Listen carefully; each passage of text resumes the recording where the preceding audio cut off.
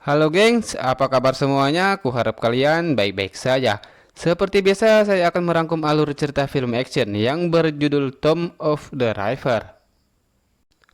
Film yang penuh dengan aksi kebrutalan tidak patut untuk ditiru ya, melainkan hanya untuk ditonton saja. Oke, daripada kalian ngomong juga jelas, langsung aja ke alur cerita filmnya. Film diawali di sebuah kota yang bernama Gangnam yang berada di Korea. Kota tersebut pun banyak dipenuhi oleh mafia kelas kakap yang salah satunya bernama Gilsok. Dia adalah pemegang beberapa daerah kekuasaan di kota Gangnam. Gilsok adalah orang yang melindungi dari mafia lainnya dan juga dari gangster. Namun sebelumnya kita perkenalkan dulu sosok bos mafia tersebut, yaitu Tuan Lee. Dia adalah bosnya Gilsok. 한테 막 그러면 안 된다니. Bukan hanya atasan saja, melainkan dia adalah saudaranya Gilsok yang mempercayai untuk menjaga daerah kekuasaannya. 야, 리조트 네가 Selain itu juga Gilsok mempunyai sepupunya yang bernama Tuan Kim.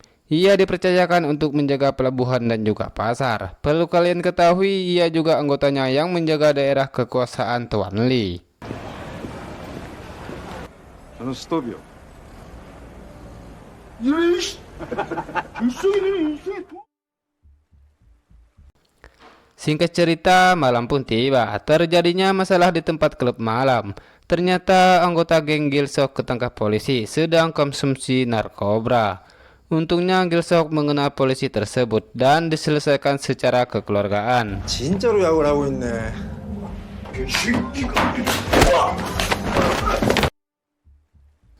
Ya, begitulah kalau kita kenal dengan aparat kepolisian. Coba kalau tidak, pasti udah di penjara tuh.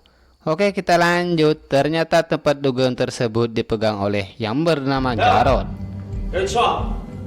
애들이 이래 많이 갔어. Tak lama kemudian mereka pun berkumpul dan makan bersama. Hingga Jarod pun dimarahi oleh Gilsok karena tidak becus menjaga klub malam. Hingga sampai-sampai anggotanya memakai narkoba. Namun tidak disangka bos mereka pun datang, yaitu Tuan Lee. Ternyata beliau sudah mengetahui kekacauan di klub malam tersebut. Mereka bertiga pun kena sempur oleh Tuan Lee.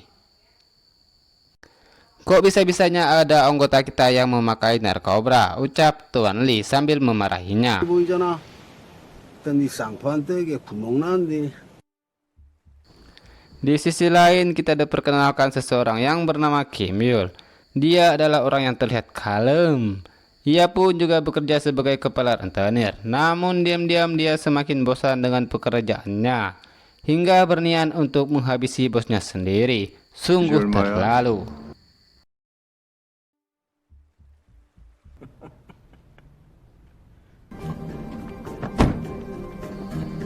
Hingga tak lama kemudian Kim Yul menghadap bosnya untuk bernegosiasi supaya ia bisa mendapatkan upah yang lebih besar dari biasanya. Apalagi ia bekerja sudah cukup lama. Namun bosnya itu menghiraukan permintaannya. Sungguh bos yang sangat pelit. Lalu apa yang terjadi? 하늘은 회장님도 대화를 싫어해요.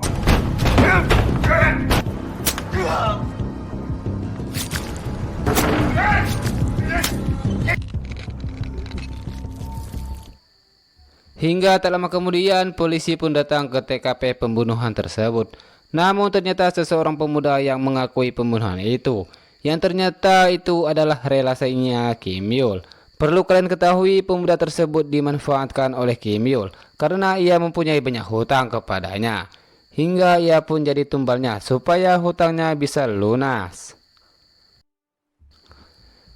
Di tempat lain Gilsok pun diajak oleh bosnya ke suatu tempat dan membicarakan daerah kekuasaannya. Di antara saudara Gilsok yaitu Kim dan Jarod, Tuan Lee mempercayai Gilsok untuk memegang semua daerah kekuasaannya. Apalagi Tuan Lee baru-baru ini membangun sebuah resort yang sangat besar. Dan itu juga pun dijaga oleh kepada Gilsok untuk menjaganya. 싸우지 말라고. Hingga Gilsok pun menerima semua amanah oleh Tuan Lee. Di keesokan harinya, Gilsok mulai menyusun rencana untuk resort tersebut. Namun tiba-tiba Kim Yul pun datang ke resort itu. Gilsok pun mengetahui bahwa ini orang yang selalu membuat onar dan ia pun harus berhati-hati menghadapi orang seperti itu. Setelah itu mereka pun berbincang empat mata dan membicarakan tentang daerah kekuasaannya, bahwa Kim Yul merasa kurang dengan daerahnya dan bernegosiasi untuk memperluas daerah kekuasaannya yang berada di daerah Gilsok. Namun Gilsok pun menolak permintaannya karena kita sudah mempunyai daerah masing-masing, ucap Gilsok. Namun Kim Yul pun kesal dengan jawabannya, hingga ia pun pergi tanpa assalamualaikum dan film pun selesai. Bohong. Di keesokannya pada hari Minggu, Gilsok dan semua anggotanya menghadiri pernikahan salah satu anggotanya. Namun tiba-tiba Jarod pun datang dan mengamuk nggak jelas. Yang ternyata ia tidak terima bahwa resort tersebut diserahkan oleh Tuan Lee kepada Gilsok. Untungnya pertengkaran saudara tersebut itu bisa dihentikan. 야, 지금 남의 결혼 오늘은 진짜 이러지들 말아요. 예?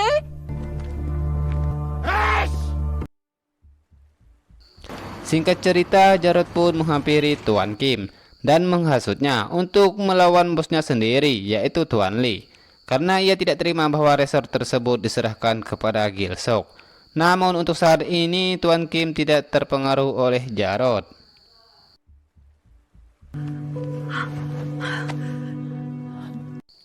Di sisi lain, Kim Yul yang baru saja bergenjot-genjot dengan wanita cantik yang bernama Mei, ternyata wanita tersebut mempunyai banyak hutang kepadanya, hingga Kim Yul pun bebas kapan saja kalau ingin bergenjot dengannya.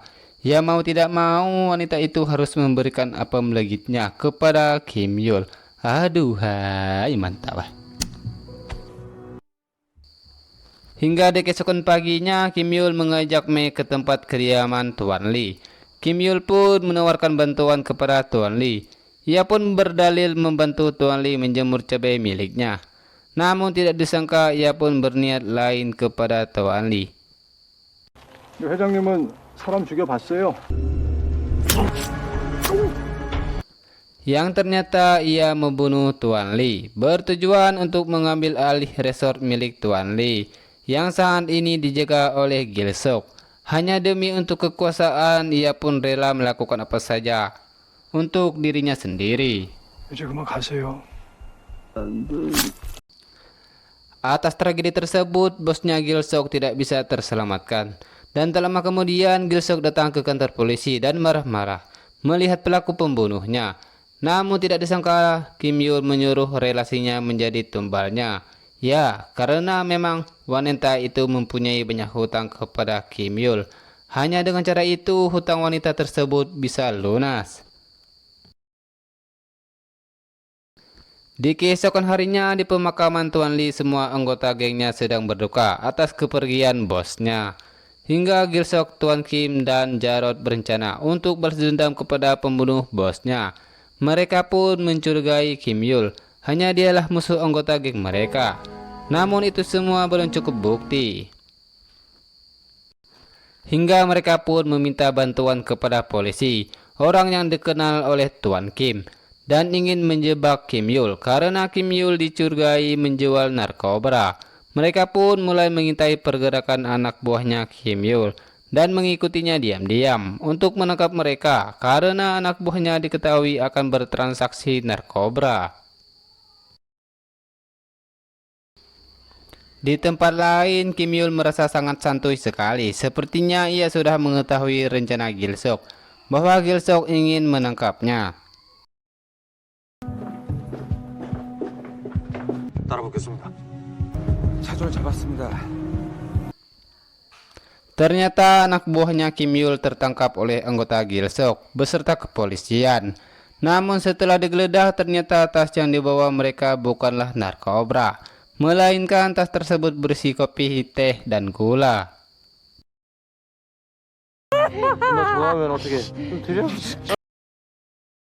Ternyata Kim Yul sudah mengetahui semuanya. Dia sangatlah pintar. Ia lebih waspada dalam menjalankan misi, apalagi itu berhubungan dengan transaksi narkoba.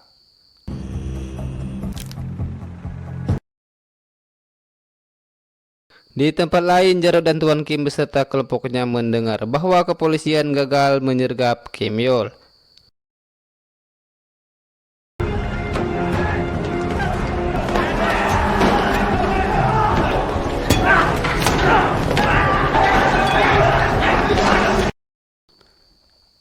Di tempat lain, Gilsok tiba-tiba mendapat telepon oleh Jarod dan mengatakan semuanya bahwa Kim telah berkhianat. 진짜 이런다고?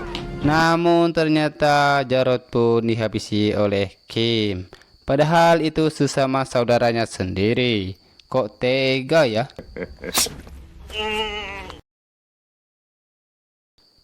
Sedangkan Gilsok yang belum selesai mendengar omongan Jarod, namun tiba-tiba ternyata orang suruhan Kim datang untuk membunuh Gilsok.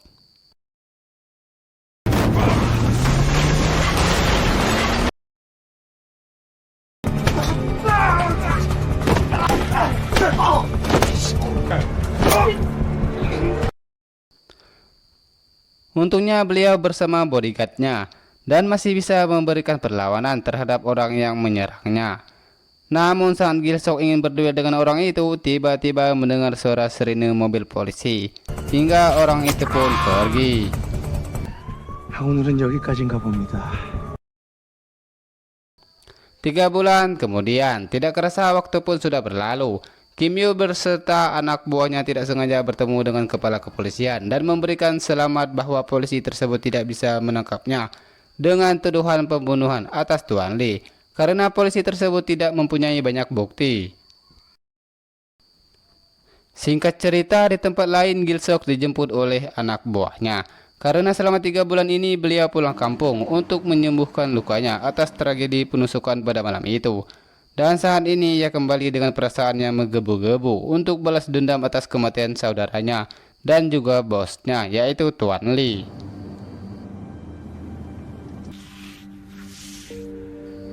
Hingga setelah itu beliau menemui kepala kepolisian dan mengatakan bahwa ia ingin membantai Kim Yul.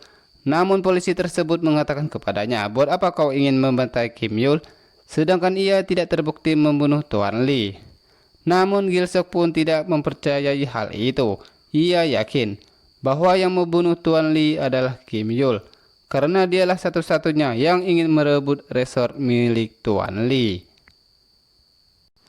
Singkat cerita, Gilsok menemui salah satu bos pemilik resort terbesar di Korea. Ia bernama Pak Asen. Kedatangannya bermaksud meminta bantuan kepadanya untuk membunuh Kim Yul. Jika bos Asen mau kerjasamanya dengannya, sebagai imbalan daerah resort kekuasaan Gilsok akan dibagi 30% kepadanya. Mendengar tawaran tersebut, bos Asen menyetujui kerjasamanya dengan Gilsok. Singkat cerita, Gilsok menemui Tuan Kim karena ia tahu bahwa Tuan Kim telah berkhianat. Selain itu juga dialah yang membunuh Jarod, padahal mereka ini bisa dikatakan ibarat sepupu gitulah. Namun Tuan Kim urat malunya sudah putus. Ia pun tidak merasa bersalah atas perbuatannya sendiri. Tanpa basa-basi lagi, Gilsok pun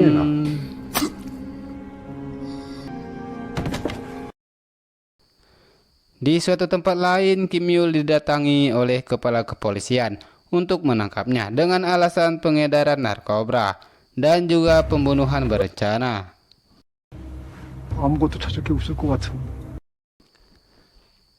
Di waktu yang sama, bos Asen menghubungi seseorang untuk membunuh Gilsok. Ternyata bos Asen pun bersifat serakah juga. Ia ingin menguasai resort milik Gilsok sepenuhnya. Tanpa ia sadari, pembicaraan itu didengar oleh anak buahnya Gilsok. Dan apa yang terjadi? 널 믿었을 것 같아.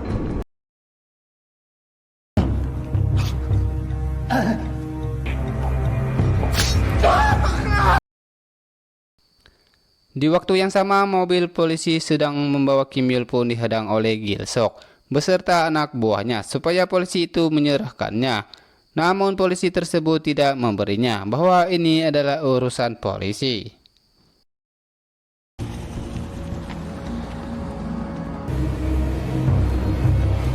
Namun apa yang terjadi? Kim Yul pun memberontak hingga terjadi kecelakaan.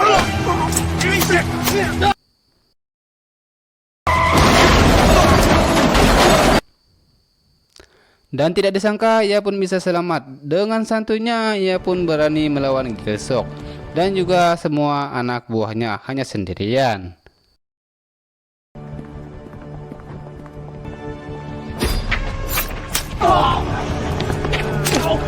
Dengan sangat tangguhnya ia membantai semua anak buahnya. Ia pun langsung berduel dengan Gilsok.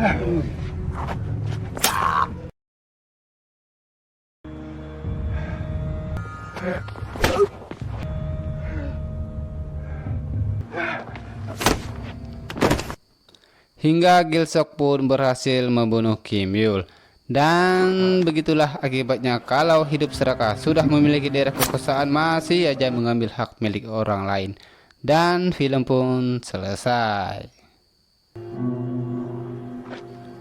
Oke gengs, cukup sampai di sini saja saya ngoceh cuap-cuapnya. Jika ada kekurangan atau kesalahan saya minta maaf. Dan sekian, terima kasih.